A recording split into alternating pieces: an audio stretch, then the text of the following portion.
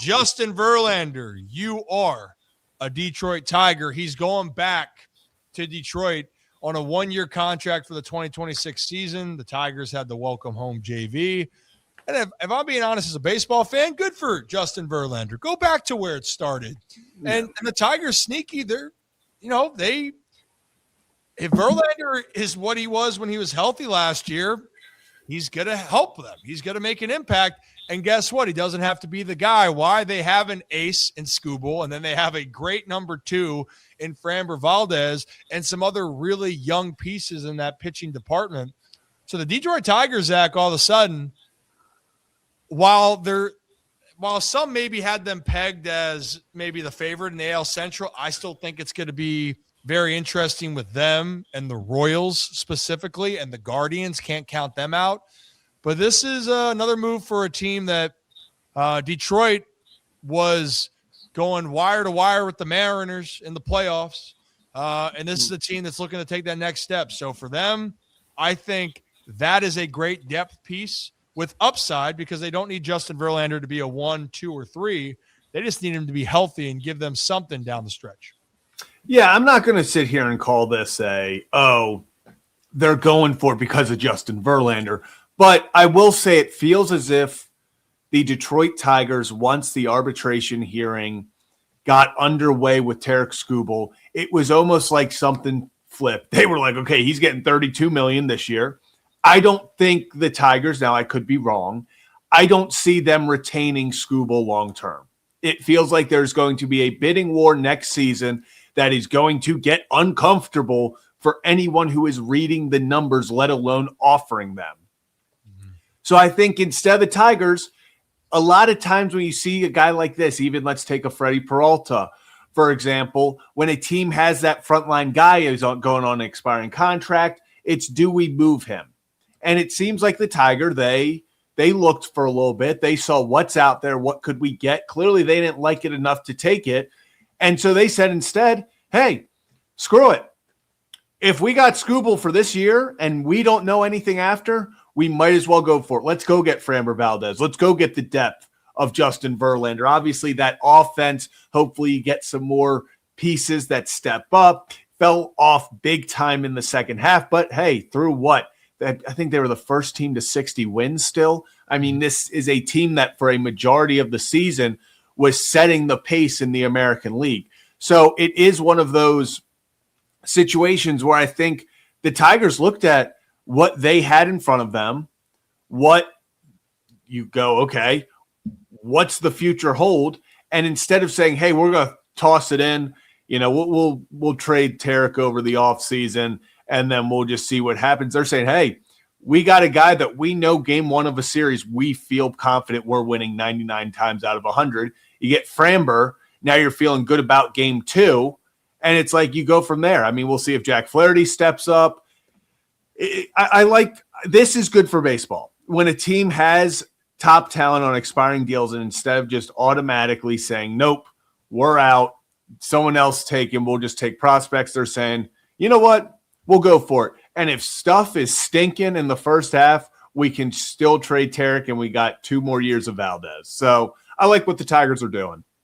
Yeah, and again, the emphasis on is that Verlander is not going to be asked to be a top 2, 3, maybe even a 4, but I do think he factors in that top 3 or 4. If he pitches like he did last year, he had a 3.85 ERA and started 29 games. So, when you're talking about the value, you hope, but now I know in Baltimore, you might have heard that story with Charlie Morton last year where when could it finally unravel? That's the biggest question. But I do like to lean on for players that are, the greatness of a player. Mm-hmm. I'm going to lean on that they got a little bit more left in the tank. And if Justin doesn't, if he has a 4 ERA, if he has a 4.2 ERA, heck, Zach, even if it jumps up to a 4.5, which I know people go, that's just terrible. This isn't a piece for the Tigers where they are getting to make it take the rotation over the top. Yeah. This was depth with upside. So that's why I like the move for them.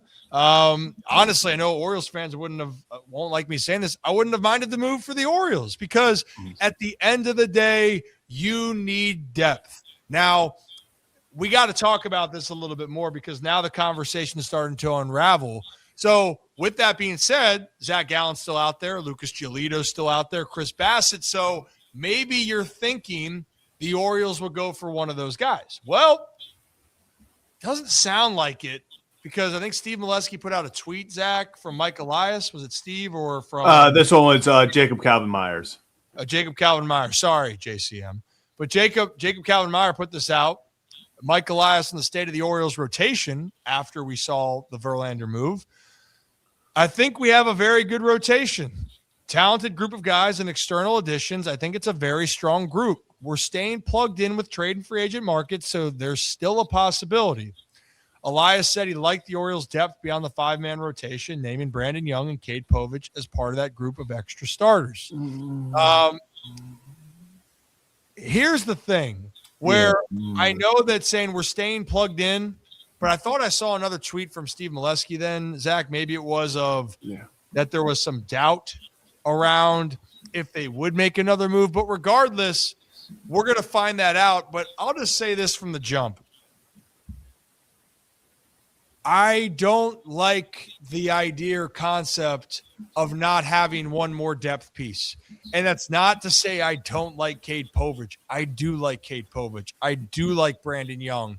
But based off of what happened and transpired last year, it's playing with fire with the group that you have. So I'm not against it. So there's Steve Molesky's tweet. On Ozu, Mike Elias acknowledged that at some point signing a pitcher late into camp could be an issue. So that's down the road, and camp just started. Feels the club is not at that point yet. He expressed confidence in the rotation, but they're still pursuing pitchers. So he's not closing the door on it. So, Zach, I still think for the Orioles, they need one more piece. I know what he just said, and he said, like, you're going to say that about your guys. You should. You're not going to go and say, yeah, you know, we don't really like our guys. You're not going to say that. But if we're looking at the outside, there's four that are going to be sharpied into your rotation, okay? Yeah. Bradish, Rogers, Boz, Kramer. And then if you're feeling good, you're hoping Eflin's good. And if it's not Eflin, then you're looking at Povich and Young, which both of them had some serious growing pains.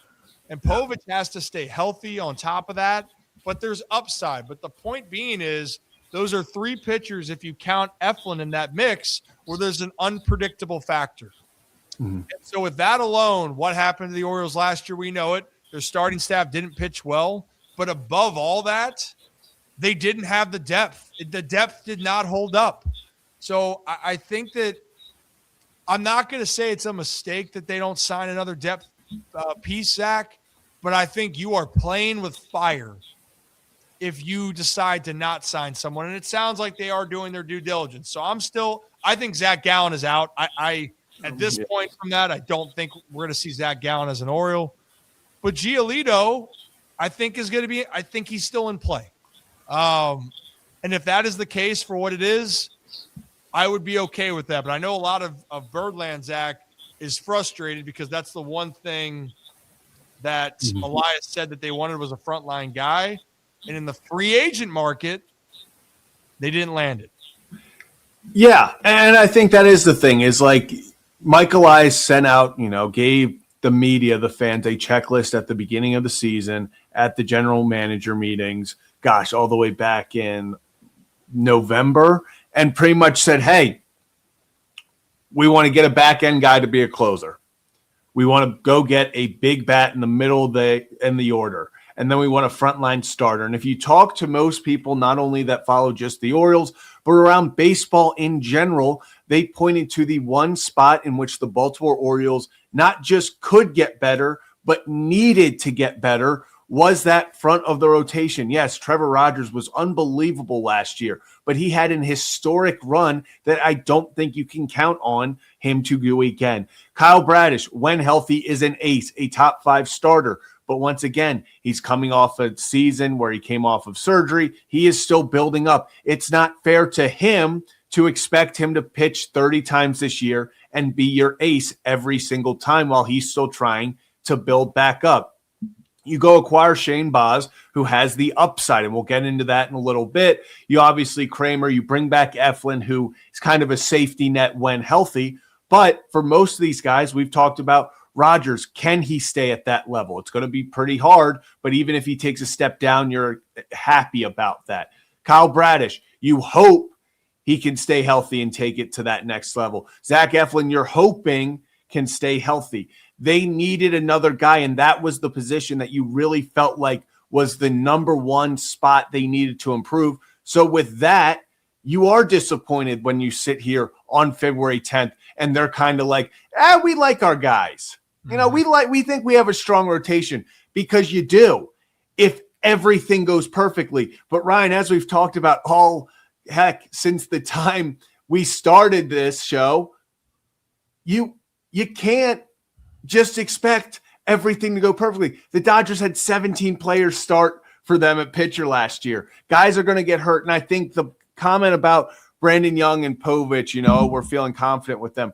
Yes, if Brandon Young and Cade Povich have to step in and start a few times this year, that's fine. And I have confidence in them to do that. But if suddenly they have to get thrown in the rotation for 15, 20 games, that's why you got to go get a Giolito. Because if something like that happens, someone goes down, they're missing a few months, you need a guy to make sure that your 1 through 5 stay as solid as possible. And if you're not going to get that front end guy like a Suarez, like a Framber, like a Michael King, Dylan Cease, all of those guys, you got to make sure at least the depth and the back end of your rotation is as solid as it gets. And I think that's where they are taking the risk, like you said, because one guy goes down for an extended period of time, things could get a little murky in Baltimore with that rotation.